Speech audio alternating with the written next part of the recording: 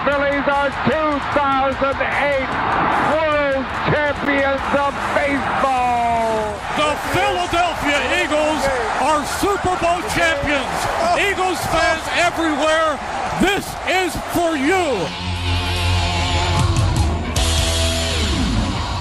Now entering the game for Philly Pressbox Radio, Bill Furman and Jim Chet Chesko. It's Wednesday, June 21st, 2023. Happy summer.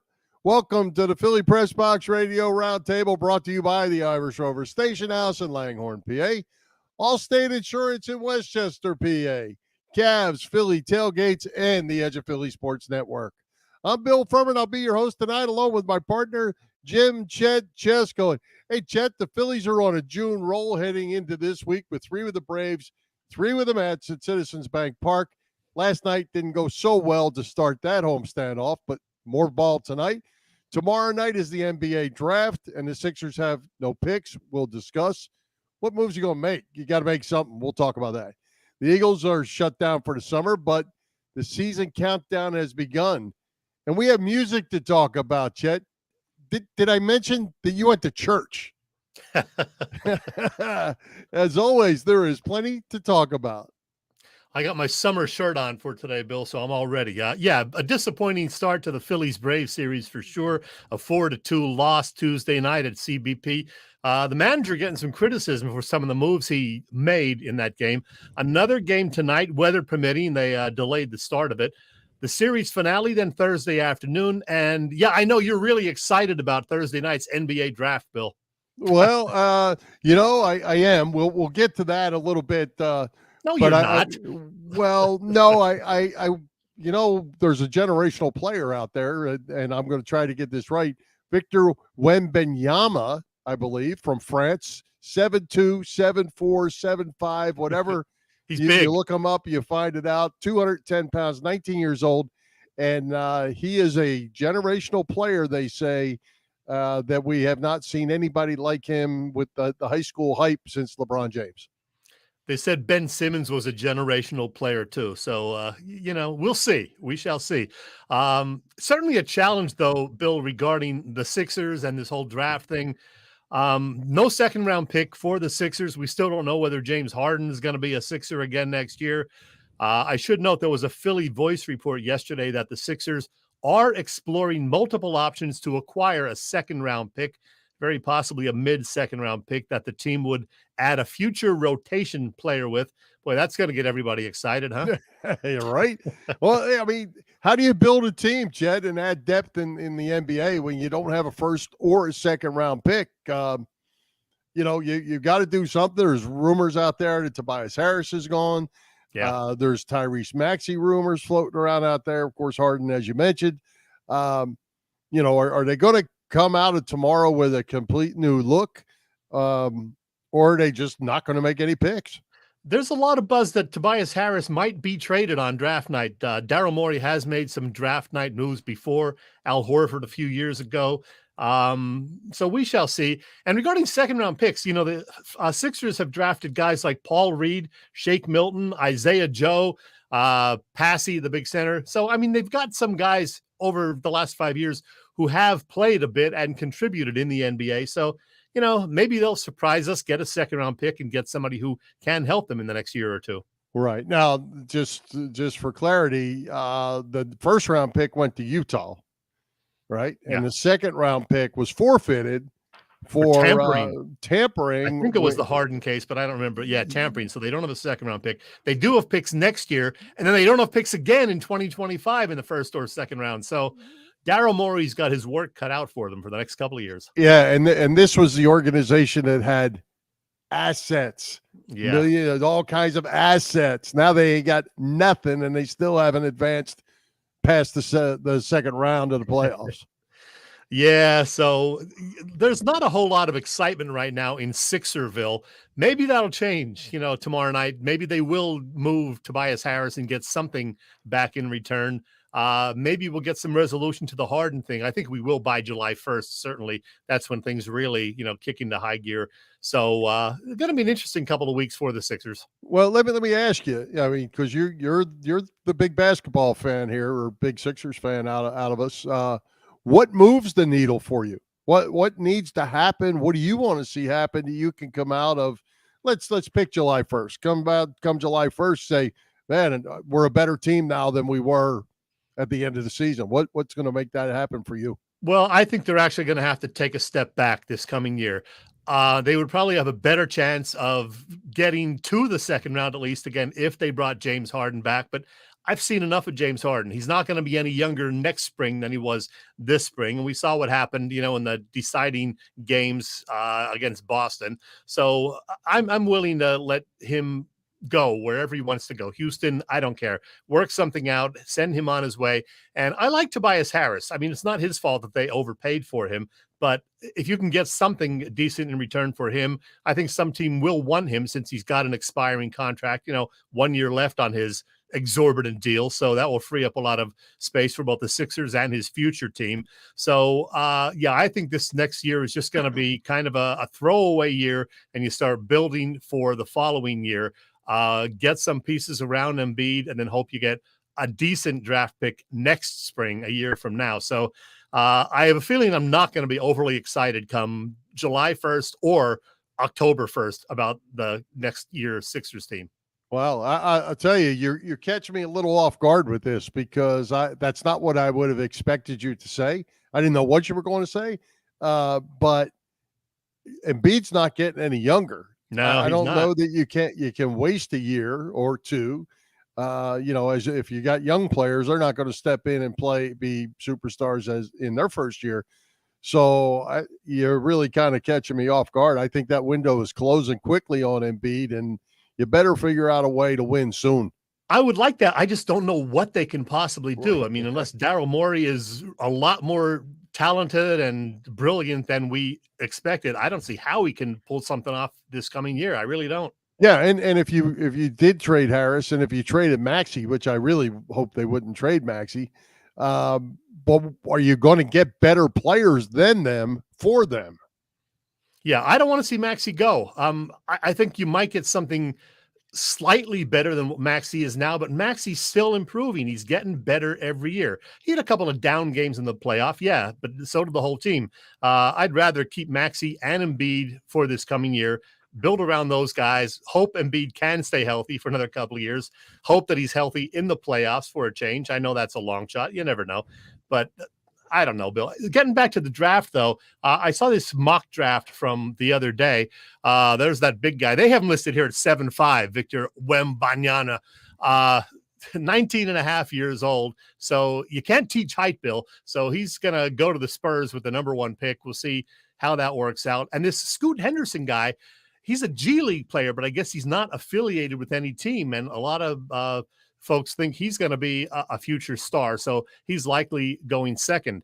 And look at all these other names. They're all either freshmen in college or international guys. So you don't even get to see guys play in college, 2-3 years like you used to. It's a whole different world now, Bill.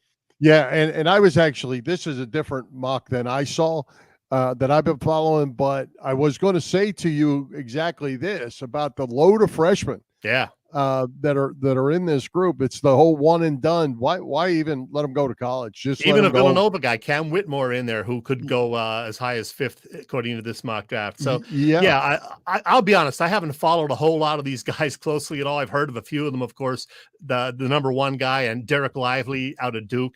But I don't know. I'm not going to be watching the draft Thursday night like I would on a typical year with the very few big names and the fact that the Sixers don't have a first-round pick. You got it. All right. We'll talk more about that next week. We'll see how this all plays out. Yeah. But hey, I know you're chomping at the bit to talk Phillies baseball or music or whatever, but hey, what about your trip to church? I'm sure just to get a selfie with the great Judy Arnold, you went to church on Sunday. Boy, we're covering all the bases tonight, Bill. The Phillies, the NBA draft, music, roller derby, and yes, church. Roller derby and church go together in this case. I would not be considered an overly religious guy. I think you know that. But yeah, I did, in fact, attend church on Sunday. I didn't burst into flames or anything when I got there, so everybody was okay. They welcomed me. It was very nice. The Capital Assembly of God Church in my lovely town of Hamilton, New Jersey. The church is about 3.5 miles from my house. I saw Judy there actually about 6 years ago when she visited, and she's back in the area this week. And I did record just a smidge of, she spoke for about 20 minutes. And this is what she said about when, I think it was 1973, 50 years ago this summer, that she retired from the sport at the young age of 29. And this is what she had to, tell her teammates and managers all about that. I told my boss I was quitting, and the Holy Spirit said, "Tell him you'll never be back." How many of you know those words are hard?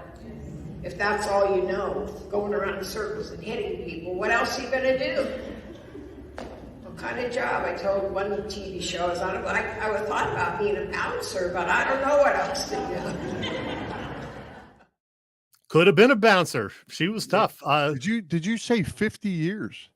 50 years. Yeah. She just realized, she said that she's pretty sure it was the summer of 73 that she retired. I think she was just about to turn 30. She's about to turn 80 later this year. That's what I was going to say to you. I didn't realize she was 79 years old. Yeah. She joked about that. She can't believe she's going to be 80, she said.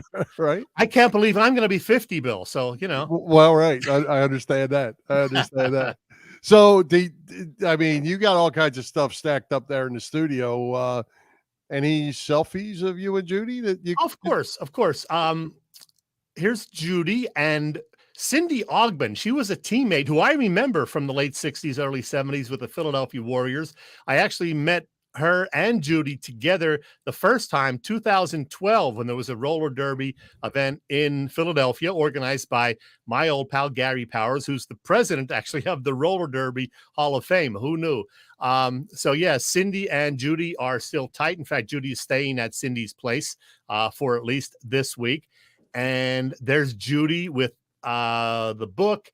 And I got a shot of Judy preaching, also a couple of shots of her. So yeah, it was pretty cool. And I should mention that Judy will be in the area for another few weeks. This Sunday, she'll be making a similar appearance at the Latter Rain Church in Philly. That's at 3020 North 24th Street. Just like this past week, it starts at 10 a.m. She will speak during the service and afterwards be available to sell and sign her book. There'll be another appearance in a week or two after that in Christiana, Delaware. So I'll keep you posted on that. And Bill, I want to mention also that she snagged a book for me, and we are going to give this away somehow next week. So we got to figure out a way that we can award somebody with a copy of Judy's book. I already got my copy and read it. We have a new copy signed by Judy, and it's going to go to somebody on our show next week. We'll figure out exactly how we're going to give that away. I like it. That's great. Good deal. Yes, sir. All right. So it sounds like a fun trip. Oh, absolutely. And a little church never hurt anyway. Exactly. And I survived, and they were all very nice to me, said I'm welcome back anytime. So there you go. Maybe. Who knows? All right, Chet. Summer's here. Gas prices a little high. Not so bad right at the moment, but it's time for you to save some money with Allstate's pay-as-you-go auto insurance.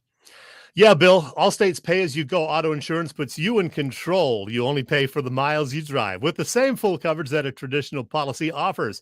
Pay-per-mile insurance gives customers greater control of their insurance costs. See how much you can save with pay-per-mile car insurance by calling your local agent in Westchester, Pennsylvania. That is Dave Lavoie. And in addition to auto insurance, Dave's Allstate office also offers home and renters insurance, life insurance, business insurance, and more. Allstate, Westchester, Pennsylvania. Call Dave Lavoie at 610-430-0700. Once again, 610-430-0700. Very good stuff. Hey, Chet, you had a very busy weekend, and it included a trip to the car show at the Irish Rover Station House that we talked about for the last few weeks with Chris Gaskell. It was a nonstop weekend, Bill, like many of mine are. Church on Sunday morning, and then a quick change and a trek to the Irish Rover in Langhorne, PA. And what a day they had. Beautiful weather, warm but not stifling, and the Rover's annual Father's Day car show. boy, that was a lot of fun. They had some 200 plus classic cars on display. Now, I'm not a huge car guy, but even so, they are a lot of fun to look at. Cool cars from the 1940s, 50s, and 60s, right on up through the early 2000s. And most importantly, they raised a whole bunch of money for the Bucks County Community Foundation. So a great event. Now, going forward, the Rover, as always, has Killer Burger Thursdays, dinner specials Thursday through Sunday. And they have something coming up next week. And this is a popular event with the ladies for the most part. It's a paint and sip event, Tuesday the 27th, 6:30 to 8:30. Just a handful of tickets remained as of yesterday. So you might want to check immediately if you're interested. A paint and sip event at the Rover. I think I know what they're sipping. A handful of tickets remained, as I said, as of yesterday. There's always 24 beers on tap at the Rover and a great bunch of beer tenders and wait staff there at the Irish Rover Station House. It is on Bellevue Avenue in Langhorne. You can get more details on their website, irishroverstationhouse.com.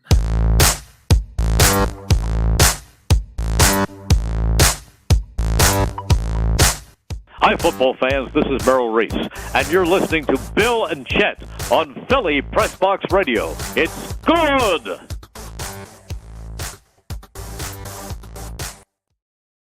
You know, Chet, I don't care if it's the first day of summer. Hearing Merrill Reese's voice is good. It's always good. You know, I hear some commercials on WIP for the upcoming season, you know, telling sponsors if they're interested, you know, now's the time to get in. And just hearing Merle do some highlights from this past year, yeah, it gets the juices going. So I'm ready for football, too. And it won't be long. I guess it's just about a month that training camp opens. So, yeah. Absolutely. Be here before you know it.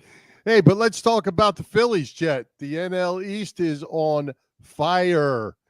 This was before Tuesday night's game, so this has changed just a little bit. The Braves have now won 14-16. The Phillies 13 of 16. The Marlins lost last night. They're 12 of 16. And the Mets, well, they lost again. So 4 of 16. But the NL East, Chet, is on fire. You win 13 out of 15 games as that was written and gain 0 ground to those red-hot Atlanta Braves. Yeah, now it's 13 out of 16, and you lose a game. So we can talk about last night's game. It did not go the way we would have hoped. Ranger Suarez was great. 6 innings, 99 pitches. They take him out, and this is where the questions came in. Thompson brings in, you know, Hoffman, who's not one of their major guys, and the criticism comes because they had a day off Monday, and yet they also gave a scheduled day off Tuesday to guys like, you know, Alvarado Marte, who's a young guy who got the save Sunday, but he can't pitch with a day off in between. Come on. So this is where Thompson, I think justifiably so, is getting some criticism. Well, and he deserves it. And I've said it for a year. I don't like the way he handled. And I'm a little curious with even some of the guys that they have, because Brogdon and Bellotti are in Lehigh Valley, you know, and now we're out of pitchers. We gave, what was there, 4 guys total, I think, last night that were not available. Yeah. You know, I don't get that, and I'm not going to get it. It's today's baseball, 99 pitches, 6 innings of shutout baseball, or one run baseball, I guess. You know, there's no reason you can't go out there and throw to 110, 115 pitches and then shorten that bullpen and give yourself a chance to win.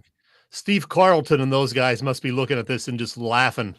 He would pitch every 4th day, throw 140 pitches, complete games most of the time. Now you get to 100 pitchers, and you know you got to worry about the arm falling off. No, nobody would have known if it was 140 or 440 pitches. Yeah. They just the game was over. Speaking of Steve Carlton, we'll get back to the Phillies. Chet, I posted this just a little while ago. June 21st, 37 years ago, was the last time we saw Steve Carlton in a Phillies uniform. 37 years ago. Where's the time gone? And it didn't go well. He lost the game. Don Carmen pitched in that game also. Yep. He had so many great years, you know, in the 70s and even into the early 80s, but then it was kind of tough to watch Lefty at the end. Yeah. Oh, absolutely. Especially after he left Philly and he bounced around, and he was not very good, you know, back then. He was done, and he was just hanging on, and you hate to see that. But, hey, get back to last night's game for just a minute, Chet. What in the world was JT Realmuto thinking? Yeah, I mean, he almost got there, and he So might what? have the replay, but yeah, you can't take that chance. You know, Uh, you would have had first and third, tying run at the plate. Don't take that chance right there. yeah, I mean, just crazy, stupid baseball play. And I mean, Kyle Schwarber, who had a couple of hits, tries to yeah, bunt for a base hit. Come yeah, on, man. right. And at that point, the game was still 1-run game, I think, wasn't it? I think so. So believe. I don't get it. And hey, we got to talk about Bryce Harper. Bryce has not looked all that great of late. Swinging at some bad pitches. He's still not hitting for power. He's just got the 3 home runs, 16 RBIs. and they're saying he won't be ready to play first base now till around August 1st, and that's assuming all goes well. So I don't know if he's not recuperating as well as they thought he would, or what. They keep putting him out in the lineup, except for the day off on Sunday, but. It's concerning because they're not getting the power from him. They're not getting a whole lot of key hits from him. The Phillies are 18th in the majors in runs scored, 20th in the majors in home runs. That's not what we expected from this lineup. Yeah. Well, I think with Harper, I mean, he's hitting 300. So you can't be too upset about that. Yeah. But let's do something really crazy. Let's move him up in the lineup and let's move Schwarber to the 4 hole. How about Not going to happen. Schwarber's killing it in the leadoff spot. He's closing in on 200, Bill. How about instead of a solo home run in the first inning, maybe you hit a 2 or 3 run homer when Harper's on in front of you because he's hitting 300. Yeah, well, you convinced Rob Thompson of that. This is crazy thinking, I know. But why put guys on in front of the one guy that you have is hitting home runs? Who is second? It's 7, right? Castellanos has 7, I believe. How about Bohm? Does he have 7 or 8? Maybe 7, 6, 7. And I think Real Muto has maybe 8. They're all right around there. Yeah, somewhere like that. So let's put the guy in a leadoff spot that has 20 and put the guys behind him with guys on base who have 7. What is the percentage of his home runs that are solo home runs? I think it's like 13 out of 20. Well, yeah, because Because I think 5 of them were let off games, so they had to be solo. I know I'm talking crazy stuff here. I mean, yeah, well, you'll never make it in the analytics world, Bill. Apparently not. I don't know. But hey, 3 with the Braves. They got to win tonight. Hopefully, you said there's a little weather issue. They need to win these games. Then the Mets come to town for the weekend. Should be a fun time in Citizens Bank Park with big crowds. Nice crowd last night, and should be through the rest of the week. Indeed. And speaking of the Mets. Yeah, you had a chance to visit with a familiar name to Phillies fans just this afternoon. The host of the Mets pre- and post-game show, Pat McCarthy, son of the Phillies T-Mac. Does Pat have the answers to that mess that's going on up there in Queens? He gave it a shot. Here we go, Bill. All right. Great to have this guy making a return visit to Philly Pressbox Radio, even though he's now doing so as, well, someone from enemy territory, former Lehigh Valley Iron Pigs broadcaster, but now pre- and post-game radio host for the New York Mets. It's Pat McCarthy. Hey, Pat. Hey, Chet, how are you? Great to see you. I'm doing all right. So, yeah, you called Iron Pigs games the last, 4 seasons, I believe. Now you're working up I-95 for the Phillies' rival New York Mets. I'll ask about the team in a bit, but let me ask you about things on your end. I mentioned you do the pre- and post-game shows. Have you gotten to call some games up there as well? Yeah, so, in addition to my role for doing all 162 for pre and post, I've also done about 25 games of play-by-play, and I did about 10 games down in spring training, so it's been great. So it's all said and done, and have about 40 games doing play-by-play with the Mets with my new partner, Keith Rad, when Howie Rose takes some games off. It's been pretty awesome. Yeah, you mentioned Howie Rose, who's been calling Mets games for more than a quarter century. He also worked with your dad, I believe, for a year or two while Tom was up there. Let me put up a shot of Howie Rose. He's also done play-by-play for the Islanders and Rangers. He's something of a legend, I guess, in terms of New York sports broadcasting, is he not? Yeah, he absolutely is. And most recently, he became a Mets Hall of Famer. He's born and raised in Queens. He's been a lifelong Mets fan. And, he started in a similar role that I was, hosting the postgame show back in the 80s, and then gradually worked his way into the television booth and now into the radio booth. And he is not only a legend in terms of broadcasting, but he's a legend in terms of a person as well. He's absolutely unbelievable to learn from every single day. Whether it's baseball, whether it's hockey, he is tremendous at what he does. And what is really impressive about Howie is he's self-taught. You know, most people work their way through the system to go into doing play-by-play. He jumped into it. He was a talk guy doing, sports talk radio, and then jumped right into doing some Rangers and then the Islanders, and then ultimately with his favorite club, the Mets. And you mentioned Keith. Keith is also new to the organization this year, isn't he? There he is, yeah. Keith's in his first season with me. We got hired at the same time. Keith is coming from A-ball, from Brooklyn, which is just an incredible jump. For him to go from, at one point, short season, then to high A, to now being in the number 2 chair of a major league booth, it's a testament to his ability. It's a testament to how good he is. And for us to come into this together has been really special. We got asked the other day, what has the transition been like? Because not only did we not work together prior to this year, we really hadn't met each other. We hadn't met each other. We'd never spoken before. And we've jumped into this new partnership together pretty seamlessly. And I think it's because, number one, we're both around the same age. Keith just turned 30. I just turned 28. So, we grew up in the same generation, but we've also become really good friends outside of the booth as well, which I think has paid huge dividends in terms of our chemistry on the air. You just made me depressed, Pat. I put your two ages together, and I'm older than the both of you combined. Yeah, Howie makes that joke all the time as well, because Howie is also older than the two ages combined. Oh, my. Well, let's talk about the Mets. At the end of May, beginning of June, the Mets swept the Phillies at Citi Field to improve to 3 games over 500, then promptly lost 7 in a row, 9 of 10. They also lost Pete Alonso for a little bit of time. He was just reinstated the other day. What the heck happened to the Mets here in June?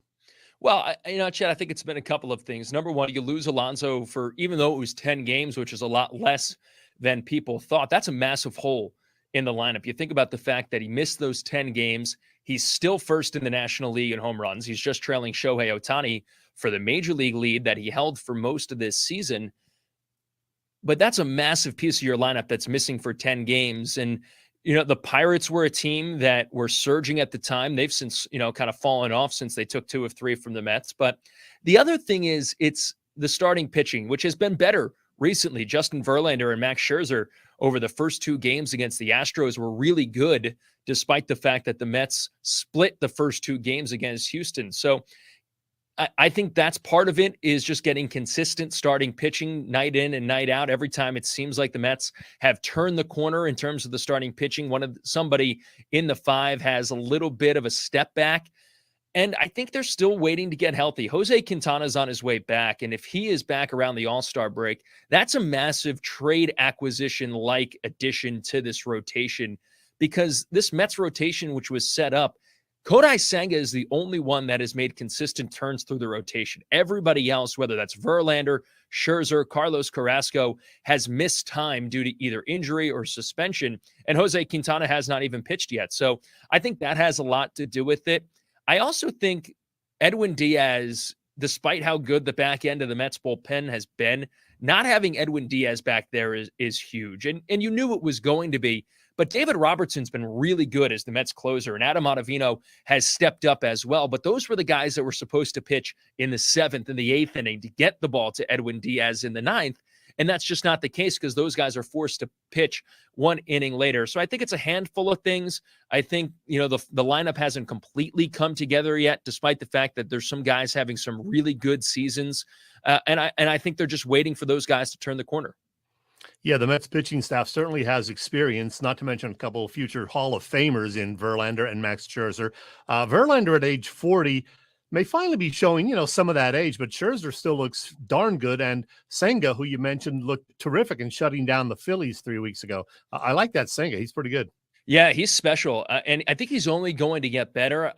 I think it gets lost sometimes, the adjustment that players need to make when they come over from Japan, especially right now for Kodai Senga, because he's not only trying to learn the language, he's trying to learn the game in the United States, but there's all these rules that American players and players that have grown up in the majors are trying to learn. And here comes Kodai Senga. He's trying to adjust to all these different things. He's got to learn the pitch clock. He's got to learn the disengagement rules. So there's so much being thrown at him right now. I think he's only going to get better. He's got a really big personality that even despite the language barrier still shows. I think he's going to be really good. And when that ghost fork is good, teams cannot touch it.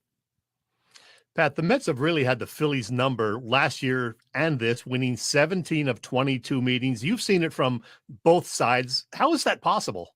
Yeah, it's really interesting. I have seen it from both sides. And I think it's, number one, I think the Mets just play really well against the Phillies. And if you look at the series in New York the other day or a couple of weeks ago, it was a close series the entire way. A couple of things go differently here and there. And we're talking about a different storyline right now, but the Mets just figure out a way to beat the Phillies. And you go back to the game at Citizens Bank last year where the Mets erased the 7-run deficit in the 9th inning. New York just figures out a way to beat Philadelphia. This is going to be a really interesting series when these two teams meet over the weekend, because you're going to have a Phillies team coming off a series against Atlanta. Be interesting to see how that unfolds. And the Mets are going for a series win against Houston in the finale. The Mets haven't won a series since they swept the Phillies at the beginning of June. So this could be a weekend set of the Mets even coming in saying, okay, we just won a series. Now we can go to Citizens Bank Park, a place that they've had success. Or it's, okay, we're going to Citizens Bank Park needing to win a series because you've continued to drop 2 of 3, 3 of 4 at a time. It's going to be a lot of fun. I think these are two teams that, not that it's make or break time before we get to the final week before the All-Star break, but it's getting pretty close. Well, the Phillies last year got hot at the right time, snagged that final wild card spot, got to the World Series. Over the winter, they added Trey Turner, former Met Taijuan Walker, plus some key bullpen pieces. Is this Phillies team, you think, better than last year's? I think it's interesting. I think on paper, you think Trey Turner, obviously that's a massive improvement for the Phillies, but you lost Rhys Hoskins. And, no matter what, whether that's the production on the field or away from the field, that's a massive loss for this Phillies team. Cody Clemens seems like he's done a really nice job filling in, but I think that you can't overstate how important Rhys Hoskins is to the lineup. And I still think that the bullpen needs to improve from the Phillies' perspective. I just think that they're in a kind of a similar situation that the Mets are, needing that one extra arm to kind of lock things down in the bridge innings to get things to, whether that's Craig Kimbrell in the Phillies case or David Robertson in the Mets case. So I think these teams are kind of in similar positions in terms of their roster makeups and in a similar position that they were last year, that they're both teams that are built to contend and get to the World Series. As far as the Phillies starters, Zach Wheeler's been pretty good this season. Ranger Suarez looks like he's certainly back on track.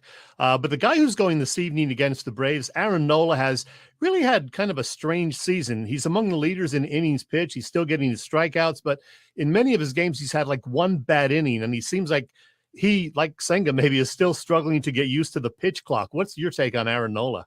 Yeah, I think he's in a very similar situation that a lot of guys are in. I think that pitchers across Major League Baseball have become accustomed to a certain way of pitching, and pitchers are creatures of habits. They like to work the clock. They like, and figuratively speaking, work the clock in terms of forcing the tempo on their own. So I think when it comes to Aaron Nola, I think when it comes to guys like Kodai Senga, Carlos Carrasco went through it early on for the Mets, that these guys are just taking some extra time to kind of figure things out and figure out ways to pitch with the clock versus pitching against the clock. Pat, I know you're hoping to be working with the Mets into October or even November, but beyond that, what's your winter broadcasting schedule looking like? Yeah, still trying to, kind of shape it all, but the plan is to go back to St. Joe's and go back to Princeton and call some hoops for the Hawks and the Tigers. All three of those programs are trending in the right direction, whether that's the men's and the women's side on St. Joseph's side. And then on Princeton's side, the Tigers just went to the Sweet 16 and looking to build on that. And I'm excited to be a part of it. I love calling hoops in the winter. It is a ton of fun. It's a great experience, and it keeps me sharp. And they're teams that I grew up rooting for, whether that was St. Joe's and Princeton, which is pretty special. Yeah, like your dad, you seem to be able to do it all. Your dad, Tom McCarthy, is often called T-Mac. I should know this. Do people call you P-Mac at all? Not as much as people call him T-Mac, for sure. When I was younger and playing baseball in college and stuff like that, sometimes they called me P-Mac. But no, not really. Not for the most part. A couple of buddies will say it here and there, but it hasn't caught on. Gotcha. Well, let's hope for a good weekend. The Mets and Phillies at the ballpark. Pat McCarthy, great to see you and talk to you once again. Yeah, thanks, Chet. Appreciate it. Hey, Chet, I'm going to tell you that is one smooth 28-year-old right there. Oh, 28 years old, Bill. That's turn depressing. us on. Got to turn the mic on. See, Pat knows that. I don't. Right? Yeah, 28 years old. He's good. You know what? He's got that kind of thing going on that will be like Joe Buckish. Like we'll be seeing him. Our kids will be seeing him for a long, long time. He's really good. Yeah, and like his dad, a super nice guy. So it's just a pleasure to talk to him. Yeah, and a lot of Mets enthusiasm from him too. I would say probably a lot more than you would get from, say, me. Well, maybe he'll do what his dad did. You know, he was in Philly for a while, then he was up in New York for a while, then came back to Philly. Maybe we'll see Pat in Philly again someday. Who knows? Yep, absolutely. All right, good stuff. Good interview, and Pat's good. No doubt about that. He really is. Well, hey, let's give a shout out to all the shows over at the Edge of Philly Sports Network this week. Chet, the gang has all the bases covered. You can catch all the action at www.eopsports.com, as well as Edge of Philly Sports on YouTube. You can also find our show on Philly Press Box Radio's YouTube channel. Help us out. Hit those subscribe, follow, and like buttons. And as always, share with your family and friends. And as you can see, every night has something going on. We're still hanging in there with Monday Night Talking Eagles. So no time is a bad time to talk Philly sports on Edge of Philly Sports Network. Well, football season is year-round, Bill. You know that. So, yeah, I'm not surprised. Absolutely. Well, you hear something? I was thinking I did, and then I thought maybe I didn't. What do we got? We got a random Chet? We're going to talk 2 weeks in a row, Bill. 2 weeks in a row. I'm going to give you a random Chet. Why the heck not? Fat Mez? I saw Fat Mez Friday night, man. They were good. So good. You know what? This particular random Chet comes to you directly from my pool beach house. So I think you'll enjoy this one, Bill. If I can find it. I did. Here it is. I got to be honest, when I was a youngin', although I liked a bunch of their songs, I didn't fully appreciate the Beach Boys. But now that I'm older and wiser, give me the benefit of the doubt on the wiser part, I can say without hesitating, they are pretty amazing. I mean, just the volume of hit songs they had in the 1960s, pretty darn close in terms of output to both the Beatles and Stones.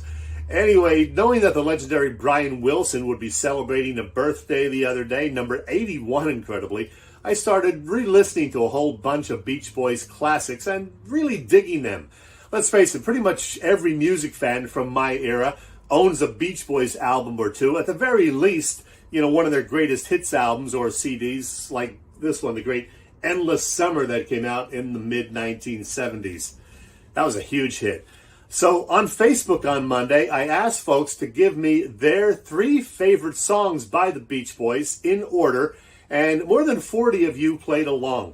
Not surprisingly, there were a whole lot of hits mentioned, the big hits quite often, but there were some deeper cuts mentioned too. All in all, 29 different songs did get votes.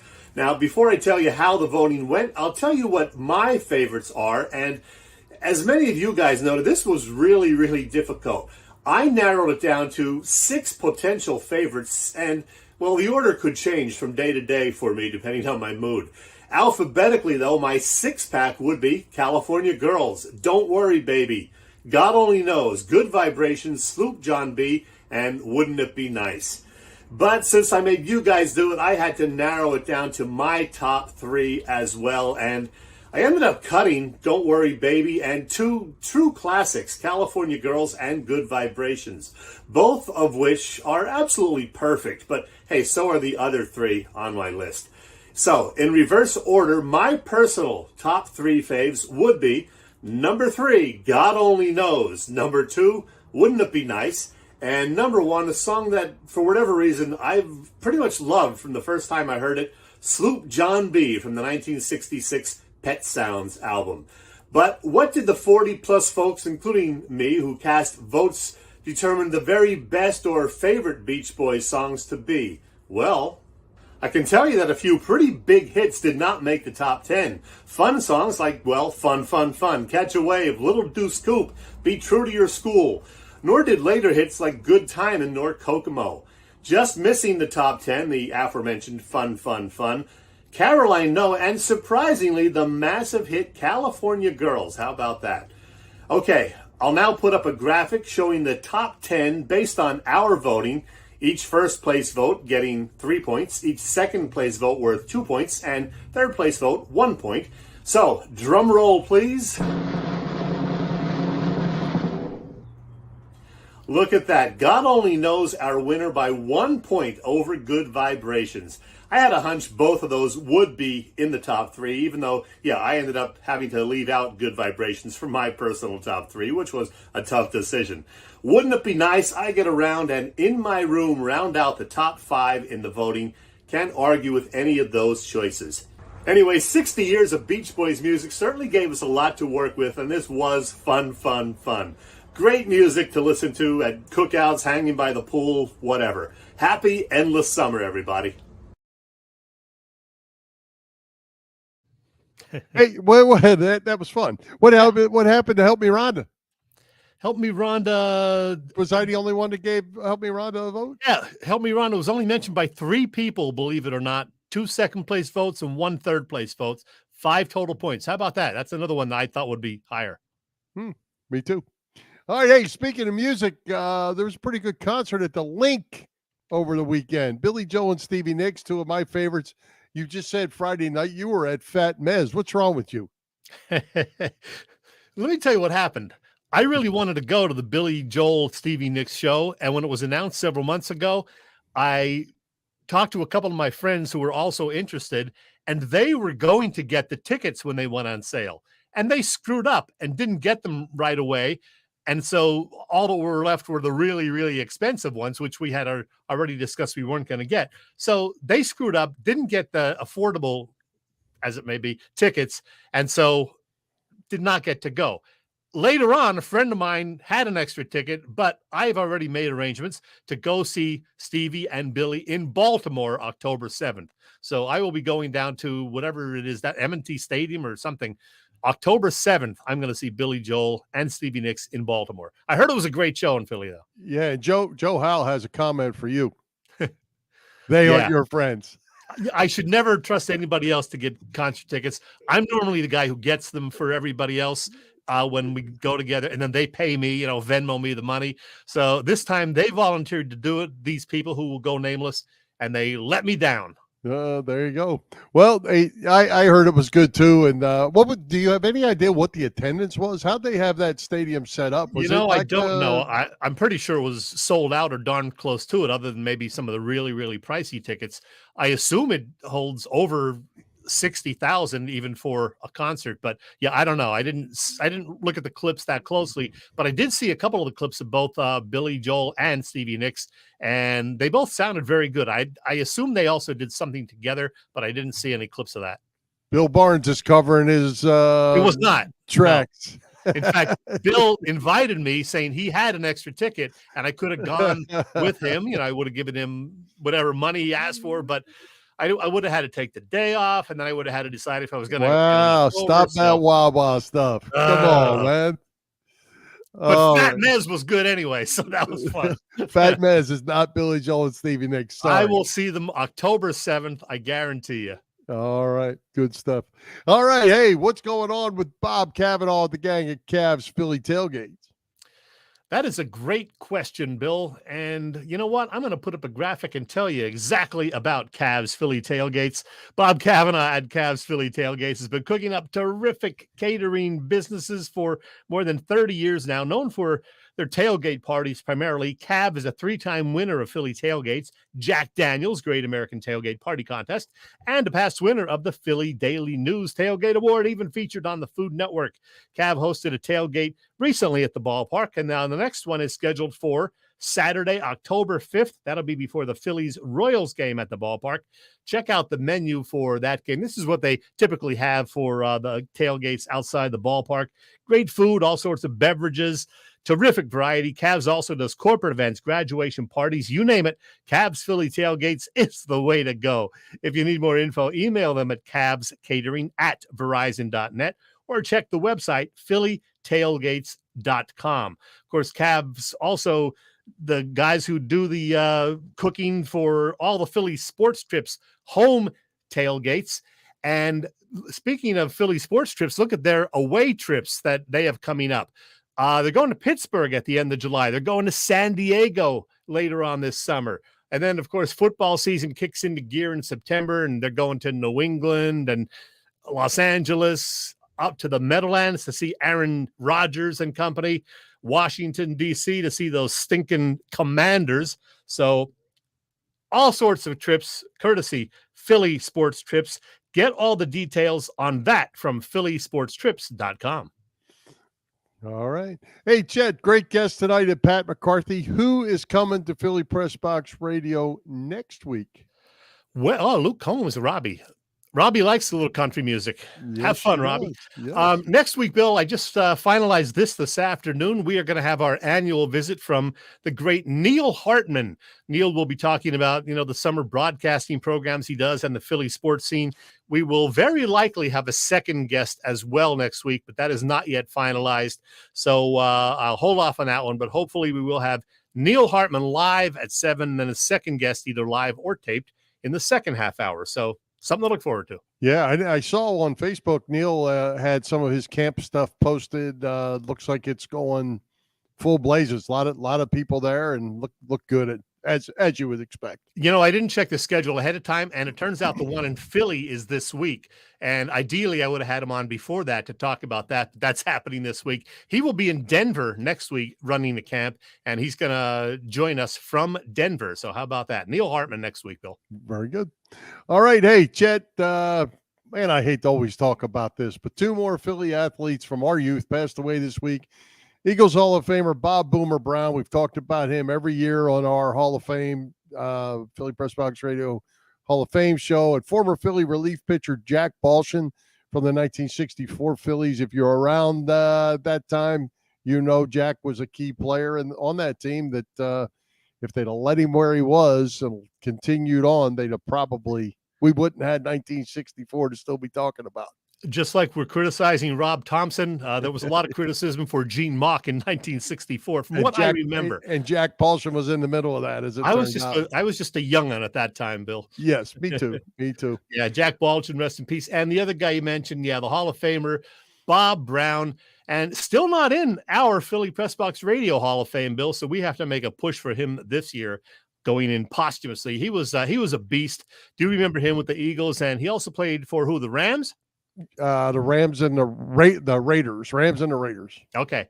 Yeah. Hall of Fame career, big guy, great lineman, and the Boomer. He's been to Carl's in Havertown a few times, I know, for autograph sessions.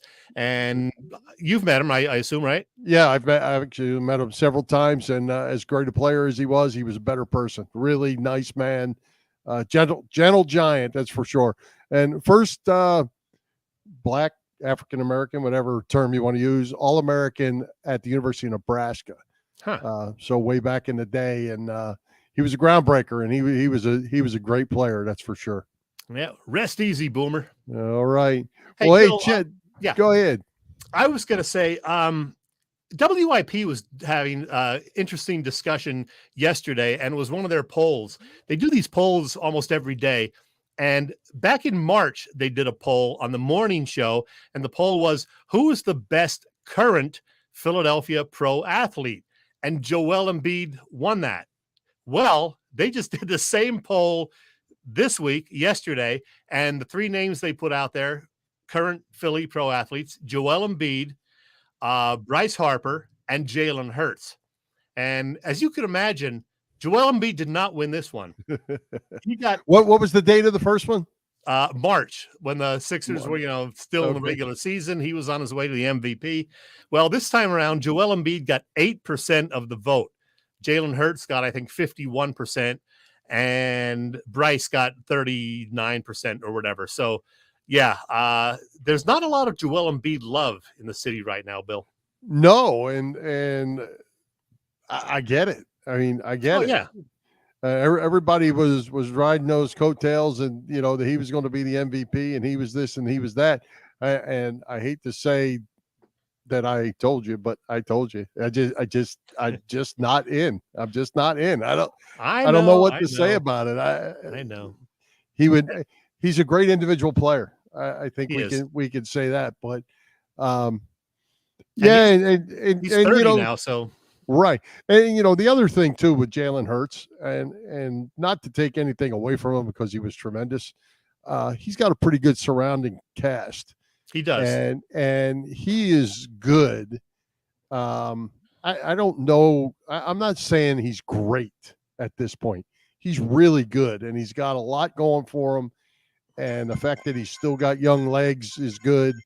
But he's just a kid. He's 24 his own self. And he's only really had this one great year, but yet we're anointing him the best in Philly right now because of that 1 year, and because we know his work ethic and the fact that the Eagles are such a good team and have such a great cast of characters, as you said, around him. Just, quality guys in Kelsey and Lane Johnson and Brandon Graham. So, there's that.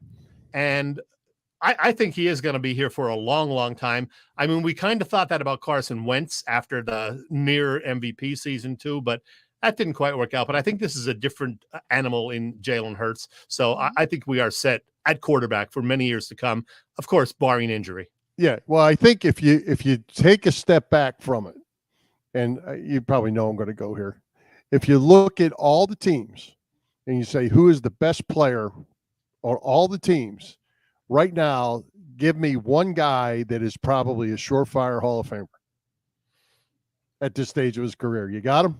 I got a few, yeah. Jason Kelsey. Jason Kelsey is the first one that comes to mind. I think Lane Johnson has a very good shot, but Kelsey is the no-brainer.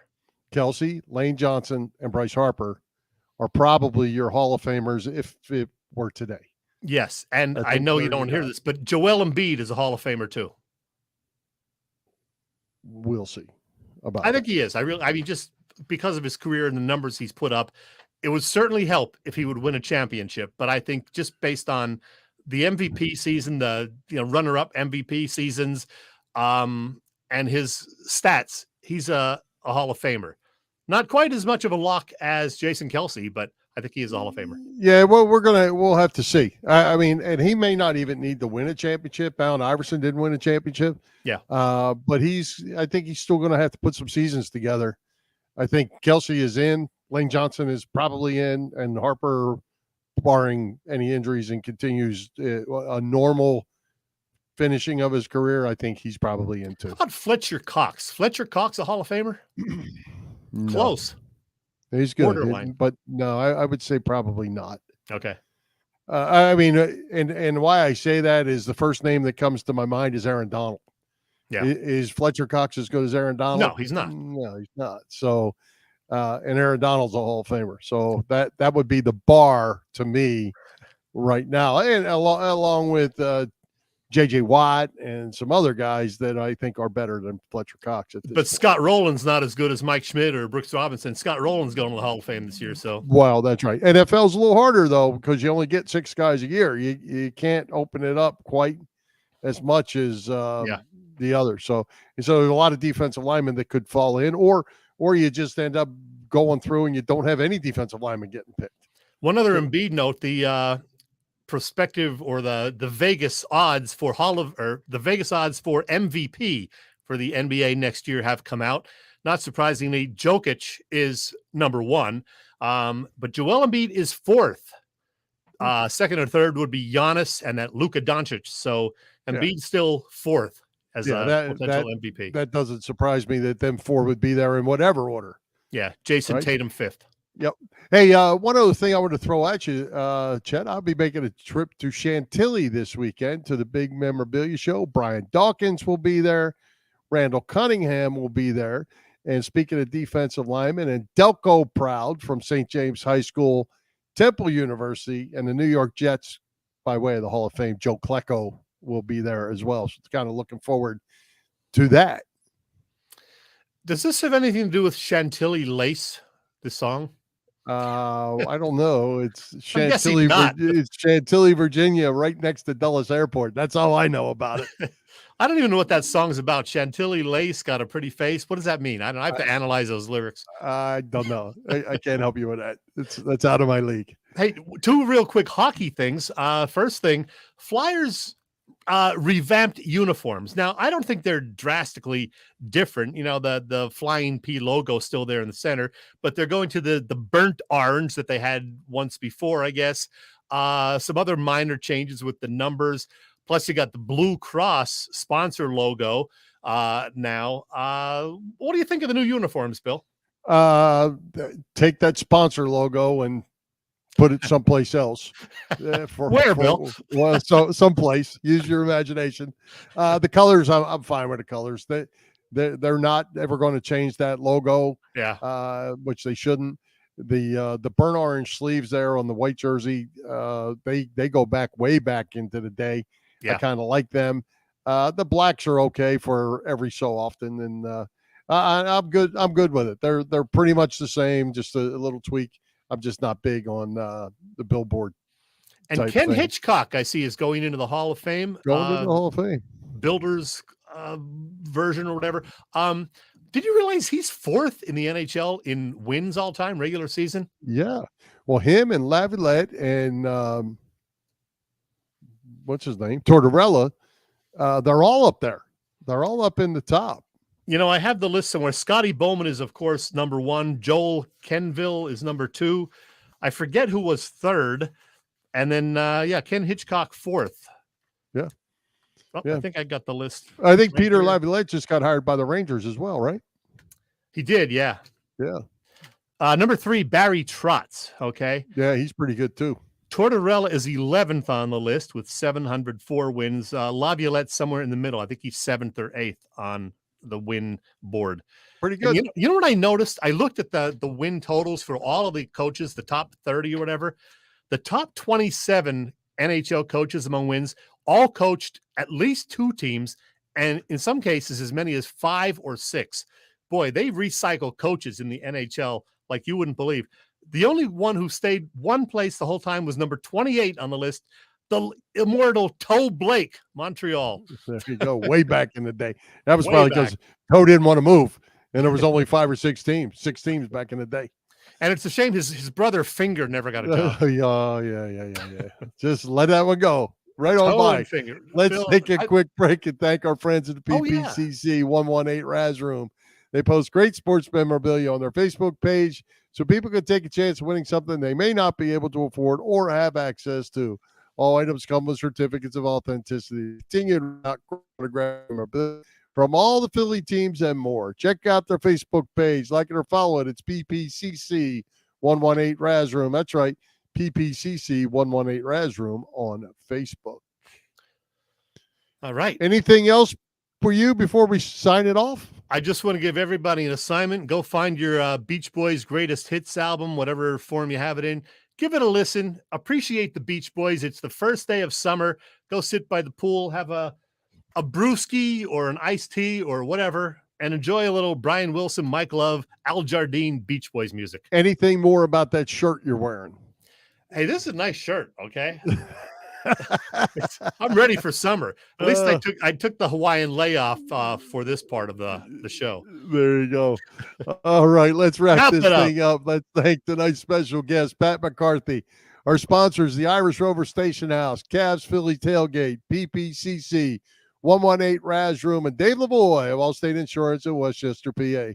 For Jim, Chet, Chesko, this is Bill Furman. We hope you enjoyed the show. We'll join Philly Pressbox Radio next Wednesday, June the 28th at 7 p.m. You can see us live on Facebook. Listen through our website, PhillyPressboxRadio.com, on Google Podcasts, as well as Apple Podcasts, iHeartRadio, and all the others.